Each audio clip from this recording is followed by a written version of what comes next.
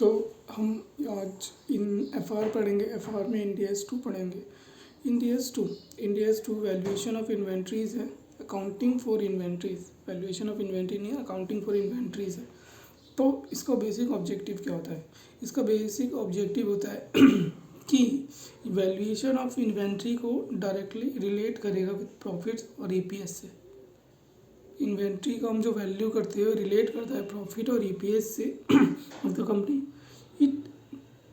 अगर हम over value कर देंगे इन्वेंट्री को तो प्रॉफिट हमारा क्या हो जाएगा? इंक्रीज हो जाएगा, क्योंकि क्लोजिंग स्टॉक लिखते हैं हम, ओपनिंग स्टॉक भी आता है, ओवर वैल्यूड होगा और vice versa. So we need to value inventory at correct value. तो मीनिंग ऑफ इन्वेंट्री तीन कैटेगरी में डिवाइड हो रखा है। पहला held for sale, held for consumption और held for production. Held in process of production. Held for sale जो finish goods होता है, held in process of production वो होता है हमारा WIP। और held for consumption and production, held for consumption in production इसको कहते हैं रॉ मटेरियल। तो बाकी कौन कौन सी चीज़ें इंडियाज़ 2 में नहीं आती है? इंडियाज़ 2 में नहीं आती। फाइनेंशियल इंस्ट्रूमेंट हमारा इंडियाज़ 2 में नहीं आता, 109 डील करता है। डेफर्ड टैक्स नहीं आता हमारा। बायोलॉजिकल एसेट्स भी हमारी इन्वेंट्री में नहीं आती। जो किस में आती हैं? बायोलॉजिकल इंडियाज़ 4 डील करता है उसको। Agriculture produces after harvest forest. और तो हम फेयर वैल्यू और एनआरवी में क्या डिफरेंस है? फेयर वैल्यू हम किसके लिए यूज़ करते हैं? एसेट्स के लिए यूज़ करते हैं। Fair value mean expected selling price at the time of sale of assets. जब हम एसेट्स को सेल करेंगे उसकी एक्सपेक्टेड वैल्यू है। But NRV means expected price. NRV जो एक्सपेक्टेड प्राइस है हमारा, जो हम ऑर्डिनरी कोर्स ऑफ बिजनेस में सेल करते हैं उसको नेट रिलायजेबल वैल्यू करते हैं। Fair value is based on net realizable fixed by the owner of goods. Valuation rules. Cost को हम कैसे कहते हैं? कॉस्ट और NRV whichever is lower. Valuation inventory का क्या है? कॉस्ट और NRV whichever is lower.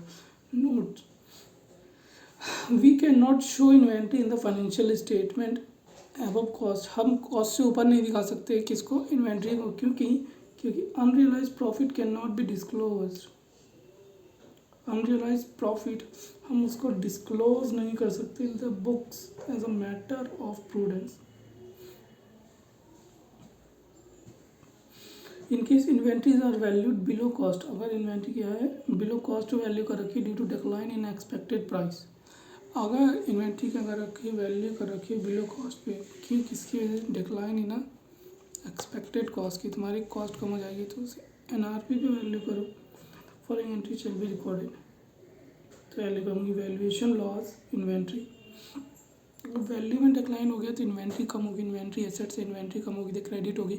और valuation loss, P&L account debit, valuation loss खत्म। Reason for decline in inventory, क्या रीज़न हो सकते हैं? रीज़न क्या हो सकते हैं डिक्लाइन इन? एक्चुअली मतलब कि प्रोडक्शन, उसकी मार्केट में डिमांड नहीं है इस प्रोडक्ट की। ठीक है, मार्केट में डिमांड नहीं है, मैं अपने खुद से बना रहा हूँ, फिर देखते हैं। मार्केट में डिमांड नहीं है। और क्या हो सकता है? Obsolete good, less demand, defective और damage goods. They are 2 key factor to understand the valuation of inventories. 2 key factor है जिससे हम वैल्यूएशन ऑफ इन्वेंट्री को समझ सकते हैं। पहला calculation of cost, calculation of NRV, calculation of cost of inventory. 2 key factor है, पहला कैलकुलेशन ऑफ कॉस्ट और कैलकुलेशन ऑफ एनआरवी। हम कॉस्ट को कैसे देखते हैं? Direct material conversion cost. जब हम कॉस्ट निकालेंगे तो क्या क्या होगा? Direct material conversion cost. Conversion cost में आएगा direct wages, factory overhead, other cost, fixed overhead, variable overhead. तो कॉस्ट निकालने के लिए डायरेक्ट मटेरियल को परचेज प्राइस आता है, टैक्सेस एंड ड्यूटीज आता है, taxes, transportation of and freight आता है, लोडिंग एंड अनलोडिंग चार्जेस आता है, ट्रांजिट इंश्योरेंस आता है। एक बार फिर परचेज प्राइस आता है, टैक्सेस एंड ड्यूटीज़ आता है, ट्रांसपोर्टेशन, जो हम गाड़ी को मतलब कि गुड्स को ट्रांसपोर्ट करते हैं वो उसकी कॉस्ट में इंक्लूड रहेगा। परचेज प्राइस, टैक्सेस और ड्यूटी जो हमने दिया है रिफंडेबल नहीं होगा, जो वो इंक्लूड होगा। लोडिंग अनलोडिंग चार्जेस भी इसी इन्वेंट्री में इंक्लूड हो जा रहे हैं। जैसे हमने वो मंगवाया था, क्या सरसों मंगवाई थी, ठीक है। परचेज प्राइस थी 65 रुपये किलो। टैक्सेस चलो हमारा लगा नहीं, ठीक है। ट्रांसपोर्टेशन और फ्रेट ले लिया था उसने हमसे 1500 रुपये, तो हम ये कमा लेते हैं 5 रुपये, ठीक है। लोडिंग एंड लोडिंग चार्जेस हमने खुद करा था, तो वो हमने इंक्लूड नहीं करा। ट्रांजिट इंश्योरेंस भी नहीं हुआ था, तो वो नहीं आएगा। Any other expense which are directly related with the purchase of material, तो उसको भी ऐड कर लेंगे।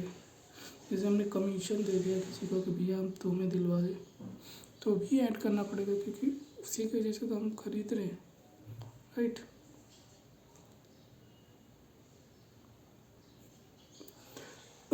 कॉस्ट ऑफ रॉ मटेरियल आ जाएगी। अब रिबेट और ट्रेड डिस्काउंट हम इंक्लूड नहीं करते। Based on volume of purchase goods then not consider in cost of raw material. Rebate मिल गई या ट्रेड डिस्काउंट मिल गया तो हम इसे कॉस्ट में इंक्लूड नहीं करेंगे। मैंने इसका it will be reduce from the total cost.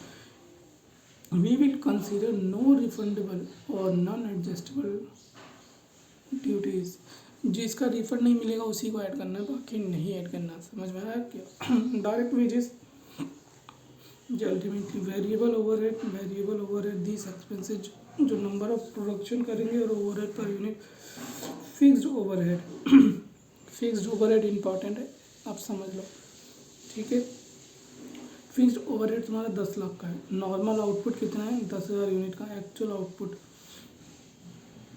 तो हमें कितना मिलना चाहिए था? हमें रिकवर करना चाहिए था 10 लाख डिवाइडेड बाय 10,000, तो 100 रुपये रिकवर करना चाहिए था।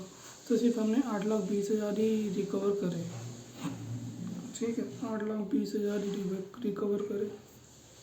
रिकवर्ड ओवरहेड 8,20,000 और अनरिकवर्ड ओवरहेड 180 को हम P&L में चार्ज कर देंगे, उसे हम कॉस्ट में नहीं डालेंगे। इसका मतलब 8,20,000 ही कॉस्ट में जाएगा। अब ऐसा क्यों हुआ? खर्चा तो हमारा 1 लाख हुआ है, हम सोच रहे थे 7 से लेंगे, तो ऐसा हुआ नहीं।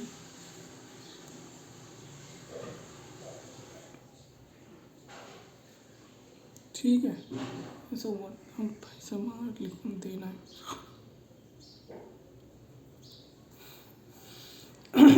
अब एग्जांपल एक और देखते हैं। फिक्स ओवरहेड 20 लाख का है, नॉर्मल आउटपुट 1 लाख का है, एक्चुअल आउटपुट 1,10,000 यूनिट्स है। फिक्स ओवर 20 लाख का है। हमने सोचा था नॉर्मल आउटपुट हमारा आएगा 1 लाख, पर एक्चुअल में आउटपुट कितना है? 1,10,000। तो आप रिकवरी ओवरहेड तो इतना ही आएगा, हम एक्चुअल से डिवाइड करेंगे। Actual solution in the given case we should not calculate recovery overhead on the basis of normal output because we cannot consider recovery overhead more than the actual fixed overhead. क्या कह रहा है? ये कह रहा है हम कैलकुलेट नहीं करेंगे recovery overhead rate unit in the given case. We should not, हमें कैलकुलेट नहीं करना चाहिए recovery overhead on the basis of normal output because we cannot consider recovery overhead more than the actual fixed overhead. So it can be said that the over recovery is not allowed under Ind AS. Over recovery कर ली तो हम Ind AS में allow नहीं करते, तो हम actual unit से divide. So we will revise our recovery rate. तो हम क्या करेंगे? रिवाइज कर देंगे अपने रिकवरी रेट को। तो यहाँ we should not calculate recovery rate per unit on the basis of normal output. अच्छा, नॉर्मल आउटपुट पे नहीं लेंगे, ठीक है। अब हम 1 लाख से नहीं करेंगे, 1,10,000 से करेंगे। Okay, because we can not consider recovery over more than the actual fix over. हम ये कंसिडर नहीं करते जो रिकवरी ओवर एक्चुअल से ज़्यादा हो जाएगा, ठीक है।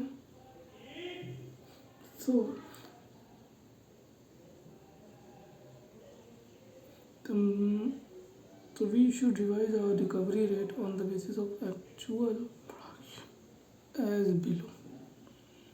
तो हम 20 लाख को 1,10,000 से डिवाइड करेंगे, हम रिकवरी की रेट 18.8 आएगा। तो as per the provision we should convert fix overhead fix amount into PV overhead. It will done on the basis of the following equation. Fix overhead normal output actual output इसमें से जो higher होगा। Other cost specific cost उसको भी other expensive which are incurred for production of goods and it not cover the earlier expensive and it is also included. और other कोई cost होगी जो डायरेक्टली एट्रीब्यूटेबल होगी किससे, प्रोडक्शन ऑफ गुड्स से, तो हम उसको कंसीडर कर लेंगे अगर वो पहले कंसीडर नहीं हुई है तो, राइट।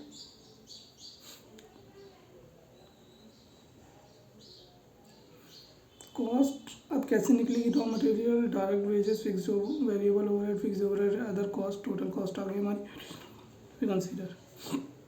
अब if inventory purchase on credit, अगर इन्वेंट्री आपने क्रेडिट में ली है तो उसकी कॉस्ट क्या होगी, जो हमने क्रेडिट में ली है इंटरेस्ट फाइनेंस कॉस्ट होगा हमारा, राइट। तो जो हमने ली है और इंटरेस्ट जो हमारा होगा फाइनेंस कॉस्ट होगा। अगर हम प्रोविज़न के अकॉर्डिंग देखें, इन डेज 2 के according discount on purchase of price inventory, if we buy on credit we should discount the purchase price. अच्छा, अगर हम क्या करेंगे, अगर हम क्रेडिट पे लेते हैं, अगर इन्वेंट्री हम क्रेडिट पे लेते हैं तो क्या करना है, इन्वेंट्री अगर हम क्रेडिट पे लेते हैं तो फिर हमें डिस्काउंट कर लेना चाहिए, क्योंकि जितने पीरियड में देखो उतने साल में आप डिस्काउंट कर लो तो उसका फेयर वैल्यू आ जाएगा, उसी पे रिकॉर्ड कर दो। The present value of purchase price will be consider as cost of inventory but the remaining amount will be taken as finance cost, unwinding cost will be write off in P&L। और जो remaining amount होगा वो क्या होगा, finance cost होगा। Ultimately समझो ये Indians ऐसा है कि वो जो आप एक्चुअली दे रहे हो वो उसकी वैल्यू नहीं है। आप 2 साल में दे रहे हो पैसे तो एक्चुअल में इसकी वो कॉस्ट नहीं है, उसमें फाइनेंस कॉस्ट भी इंक्लूड है, इसकी वजह से इन्वेंट्री कम हो जाएगी। एग्जाम्पल, आपने परचेज करा 10 लाख रुपये का, पेमेंट कितना है 2 साल बाद है, 10% का रेट है, तो कैलकुलेटर पे मैं देखूँ 1/1.10 इंटू, तो अल्टीमेटली कॉस्ट मेरी सिर्फ 8,26,000 की है। 10 लाख का ख़रीदा है मैंने, तो इस पर 10% प्लस करूँगा, फिर 10% प्लस करूँगा, पूरी 10 लाख आ जाएगी। तो जो balance amount of finance cost है, परचेज अकाउंट अभी 8,26,000, unwinding cost to creditor, trade credit, trade paper, P&L account अभी अनविलिंग कॉस्ट। अब जो P&L है, जो अनविलिंग कॉस्ट है उसे हम P&L में डाल देंगे। पहले हमने परचेज करा तो purchase account debit, inventory debit to creditor, और परचेज अकाउंट डेबिट इन्वेंट्री, और फिर हम जाएंगे किस पे,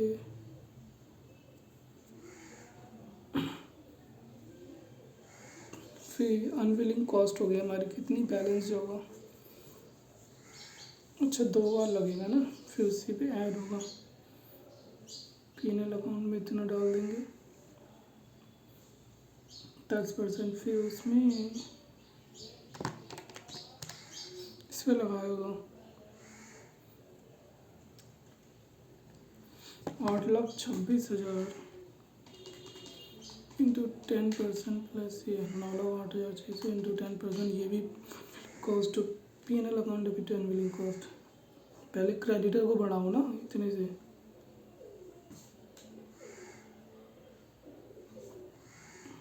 अबे तो ये 91,400 आ सकता है, 8,26,000 प्लस 10%, इसका 10% करो तो 90,860 आते हैं ना। P&L account debit unwilling cost creditor पूरा 10 लाख से जाएगा बैंक। तो हमारी क्लास ख़त्म हुई, 15 मिनट लग गए। अब इसमें लेक्चर में पता नहीं कितने लगे थे, डोंट नो।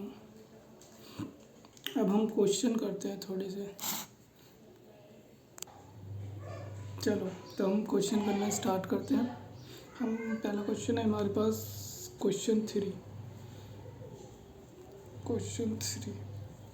तो ये अच्छा क्वेश्चन एग्ज़ाम में भी देखा जा चुका है कई बार। तो क्वेश्चन 3 आप देख सकते हो।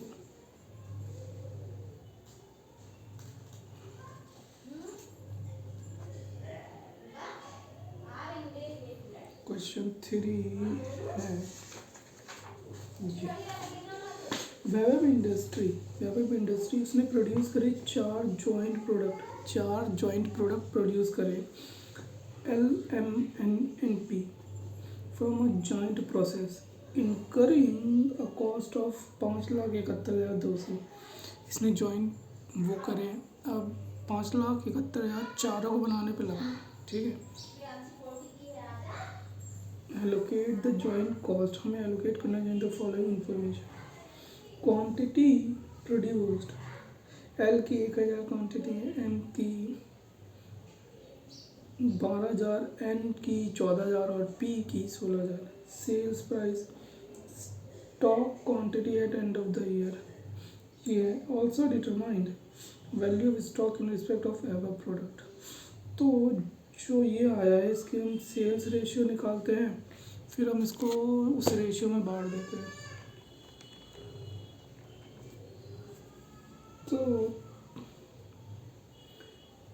10,000 इंटू 13, 1,30,000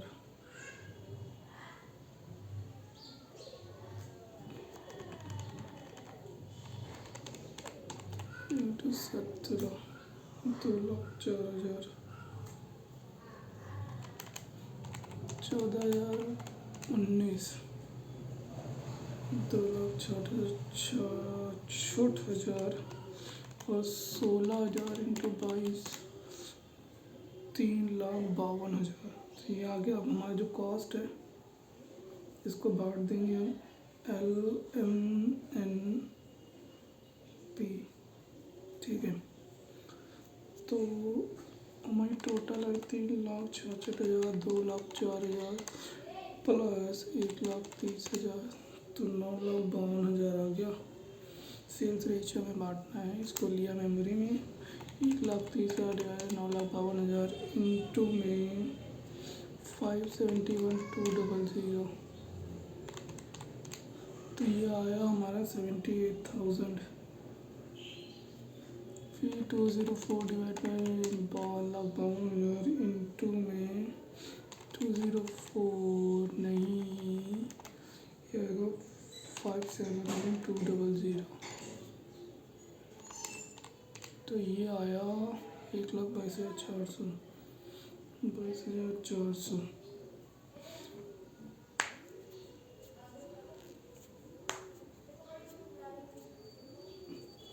फिर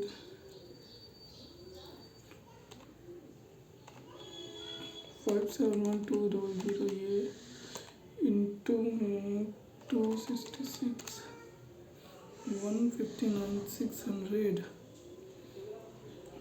लास्ट है 571,200 इंटू में 352, तो 2,01,200। सबको ऐड करके देखो, 159,600 22,400 और 78,000, 5,71,200 सही आ रहा है। मेरी कॉस्ट आ गई। कॉस्ट पर यूनिट निकालने के लिए 78 डिवाइड बाई 10, 7.8, 1,24,400 डिवाइडेड का 12,000, 10.2, तो 159, 150, 600 divided by 14,000, 11.4 और 16,000 kg था.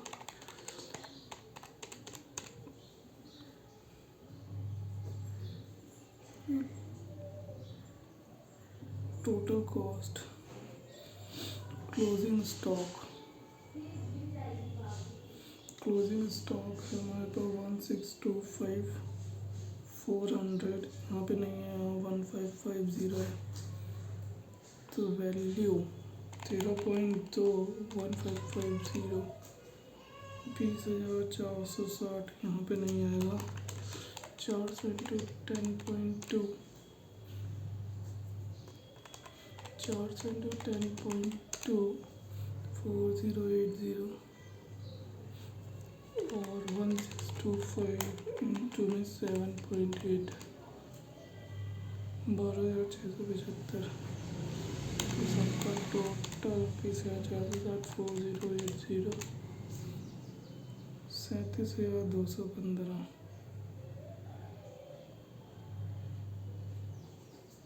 इतनी हमारी कॉस्ट आई. तो हमने अभी 2 क्वेश्चन करे, तो हमारे क्वेश्चन सही थे. अब इसके आगे करते हैं हम, जो एक नया टॉपिक है, cost of service by service provider. जो सर्विस प्रोवाइडर होता है उसकी कॉस्ट क्या होगी. तो इनमें इंड AS 2 में आएगा वो इन्वेंट्री, सर्विस इन्वेंट्री थोड़ी होती है. Cost of professional direct personal who directly include in providing of salaries or wages which are paid to other staff shall be write off as an expense. Service की cost तो हम सीधा P&L में charge करते हैं ना, salary देते हैं किसी को, तो ये सीधा वहाँ पे जाएगा P&L में ये. और जो डायरेक्ट एक्सपेंसेस जो सर्विस में लगते हैं एट्रीब्यूटेबल ऑन सर्विस, वो भी P&L में जाएगा. All the expenses write off to statement of P&L. Item not to be included in cost of stock. कौन कौन से आइटम है जिसको आप कॉस्ट ऑफ स्टॉक में इंक्लूड नहीं करोगे, कॉस्ट ऑफ स्टॉक में इंक्लूड नहीं करोगे. As to the provision of Ind AS 2 the following item include नहीं करोगे. एडमिनिस्ट्रेशन ओवरहेड, वो अभी हमने देखा ना परमानेंट मेमोरी में जिसको डाला हमने, वो एडमिनिस्ट्रेशन. सेलिंग ओवरहेड ये भी बाहर से आता है. डिस्ट्रीब्यूशन ये भी. स्टोरेज कॉस्ट भी नहीं आएगी. जो डायरेक्टली एट्रीब्यूटेबल टू प्रोडक्शन है वही. अब नॉर्मल लॉसेस भी नहीं आते. और बोरोइंग कॉस्ट अनलेस, जब तक इंड AS 23 नहीं होता तब तक आप इंक्लूड नहीं करोगे. अब NRV पे एक्सप्लेनेशन है. NRV क्या होता है, सेलिंग प्राइस माइनस जो हमारी कॉस्ट आने वाली है disposal of goods. NRV is calculated on the basis of assumption of sale of goods directly from factory. Valuation inventory step by step. Valuation of inventory step by step. Valuation of inventory. Cost और NRV which is lower पे करना है. अगर कोई valuation NRV पे है then reduction of value stock will be debited in P&L account.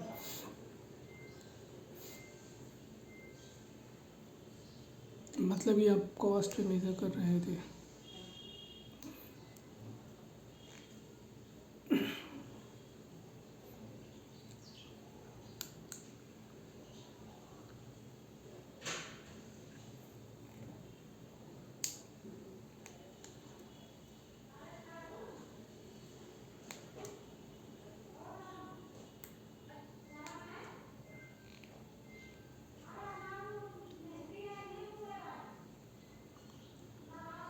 Valuation करनी है रॉ मटेरियल की एंड सप्लाईज की. रॉ मटेरियल की वैल्यूएशन अगर हम प्रोविज़न की देखो अकॉर्डिंग देखें इंड AS 2 को, तो जो रॉ मटेरियल हम परचेज करते हैं फॉर कंजप्शन के लिए सिर्फ is not held for sale. So we should not value these inventories. अगर हमने कोई रॉ मटेरियल लिया है जो हमने हेल्ड फॉर सेल नहीं रखा तो हम इसे उसकी वैल्यूएशन नहीं करेंगे इंड AS 2 के अकॉर्डिंग. ठीक है, समझ गए. अगर हमने कोई रॉ मटेरियल लिया है और हम उसको सेल नहीं करने वाले, कंजप्शन हेल्ड फॉर सेल नहीं रखा, तो हम इसको इंड AS 2 के अकॉर्डिंग वैल्यूएशन नहीं करेंगे. It can also be said that the valuation of raw material and supply, valuation of raw material supply is made at cost only. तो सिर्फ कॉस्ट पे करना है.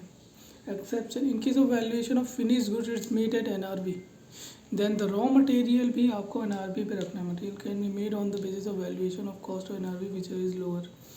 अगर फिनिश गुड्स किस पे कर रहे हो, वैल्यू कॉस्ट पे कर रहे हो, तो आप इन्वेंट्री को रॉ मटेरियल को क्या कर सकते हो, रॉ मटेरियल। इन्वेंट्री अलग होता है, रॉ मटेरियल अलग। इन्वेंट्री होता है जो आपको जस्ट बेचना है, पड़ा हुआ है आपके पास। रॉ मटेरियल होता है इसको कन्वर्ट करना है उसको इन्वेंट्री में, तो जाके बनता है। तो अगर इन आपका फिनिश गुड्स कॉस्ट से ऊपर बिक रहा है तो आप रॉ मटेरियल को कॉस्ट पे वैल्यू कर सकते हो। अगर फिनिश गुड्स कॉस्ट से नीचे बिक रहा है तो रॉ मटेरियल को NRV पे वैल्यू करना है। वैल्यूटेड NRV तो apply valuation raw material. Question 11 important लिखा हुआ है पेज नंबर 19 में। Let's see question 11, cost of product. Cost of production of product X is given. नीचे दिया हुआ है cost of production of product X is given below. Cost of production of product X, जो हमारी cost है production की, product X की, ये नीचे दिया है। रॉ मटेरियल पर यूनिट है, वेजेस पर यूनिट है, ओवरहेड पर यूनिट है।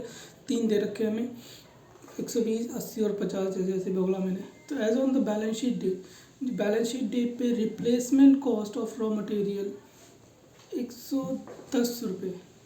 जो रॉ मटेरियल हमने 120 में मिल रहा है उसकी रिप्लेसमेंट कॉस्ट कितनी, 110 रुपये। There were 1000 unit of raw material, 1000 unit of raw material पड़ा हुआ है हमारे पास। Okay, calculate the value of closing stock of raw material. हमें रॉ मटेरियल की कैलकुलेशन करनी है ना। तो अगर फिनिश गुड सोल्ड एट 275, हमारा कॉस्ट 250 आ रहा था, 275 बिक रहा है, तो उसको हम 120 पे वैल्यू कर सकते हैं। तो 120 पे वैल्यू करेंगे तो 1000 इंटू 120 तो 1,20,000 रुपये। पहले का आंसर 1,20,000 पे वैल्यू करेंगे। दूसरे का आंसर बताओ। अगर हम फिनिश गुड्स हमारा 230 से बिक रहा है जो कॉस्ट से नीचे है, तो हमें 110 पे वैल्यू करना चाहिए। तो 1000 इंटू 110 रॉ मटेरियल है तो 1,10,000। एक का आंसर 1,10,000, एक का आंसर 1,20,000 है। कॉस्ट और NRV, कॉस्ट 120, NRV यहाँ पे नहीं लगेगा, यहाँ पे लगेगा। कॉस्ट और NRV यहाँ देखेंगे। अब यहाँ पे इसमें आंसर में क्या लिखा है वो मैं पढ़ता हूँ। इस इन the given case cost per unit of finish product is इतना। हमारी कॉस्ट कितनी आ रही है फिनिश प्रोडक्ट की, 250 रुपये, बट NRV कितना है, 275 रुपये।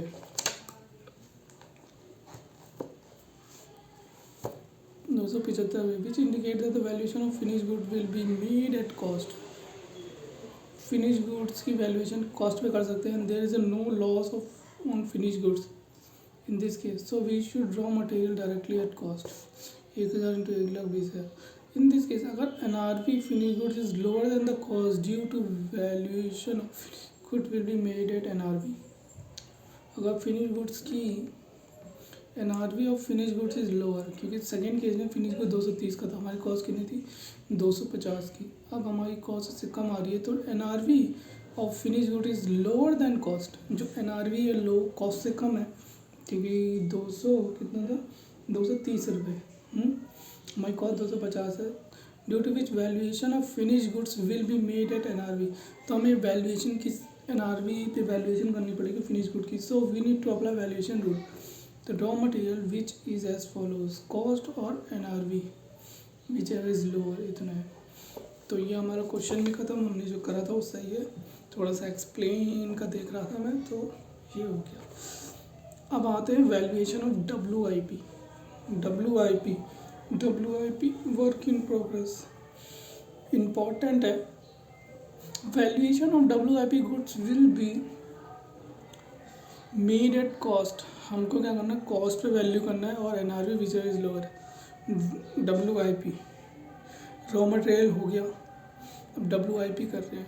WIP में कह रहे हैं कॉस्ट और NRV which is lower, but NRV for WIP will be coming computed as follows. NRV कैसे निकालनी है, सेलिंग प्राइस होगा और जो उससे रिलेटेड एक्सपेंस हो गए उससे माइनस करके वो हमारा एनआरवी आ जाएगा। सेलिंग प्राइस माने expected cost to sell, expected cost to conversion. Question 16 है इसी पे, क्वेश्चन 16 देखते हैं एक बार। 31 मार्च 2013 को एक बिजनेस फर्म ने फाइंड करा that cost of partly finished units, मतलब डब्ल्यू आई पी है पार्टली फिनिश्ड, तो मतलब डब्ल्यू आई पी क्या होता है, कॉस्ट और NRV whichever is lower. और एनआरवी कैसे निकालते हैं हम, सेल्स माइनस एक्सपेक्टेड कॉस्ट।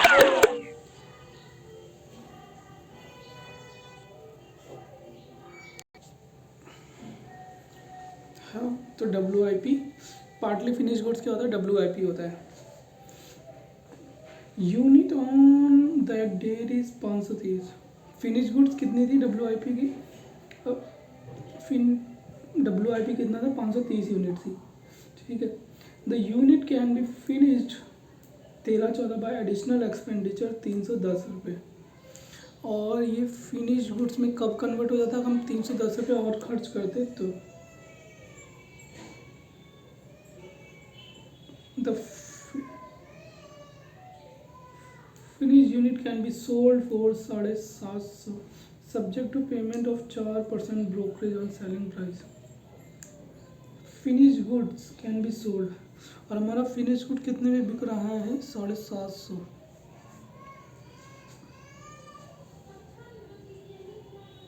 और subject to payment of 4% brokerage. तो 750 इंटू 4% माइनस ये 720, तो 720 नेट रिलाइजेबल वैल्यू है। अब कॉस्ट देखिए हम 530 की कॉस्ट थी, प्लस हम 350 कितना 310 और करते तो हमारा फिनिश गुड्स बन जाता था। तो 840 कॉस्ट हमारी 840 है और एनआरवी 720 है।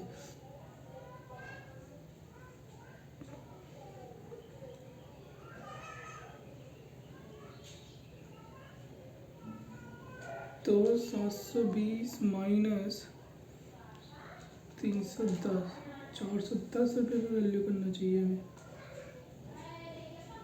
The firm secret the amount at which the unfinished unit should be valued as at 31st March 2013 for preparation of annual account।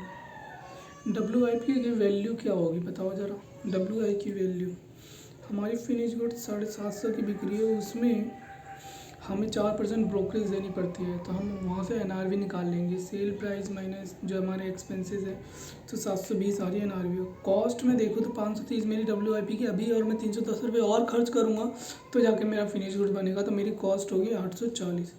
तो 320 और 840 कॉस्ट और एनआरवी विच इज लोअर 720। तो 720 में से मैं 310 माइनस करता हूँ, क्योंकि जो मेरी कॉस्ट आएगी 410 रुपये पे मेरे को वैल्यू करना चाहिए। 530 जो आ ही रही थी वो तो आएगी, मतलब 530 मेरी कॉस्ट है, एनआरवी मेरे हिसाब से 410 रुपये है।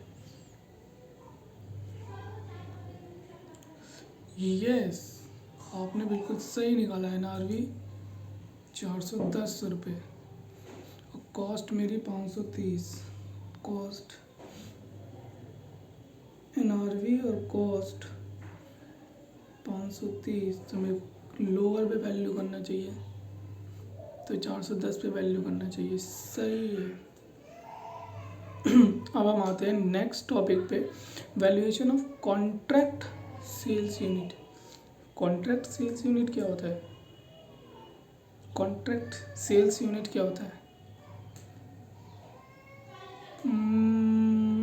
As per the provision of India's valuation of contract sales unit should be made as follows: cost or contract price, cost or contract price,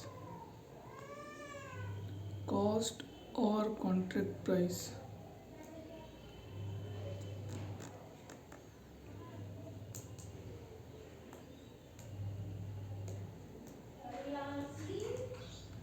cost जो हमारी आएगी और contract price. valuation of contract sales unit, cost or contract price whichever is lower.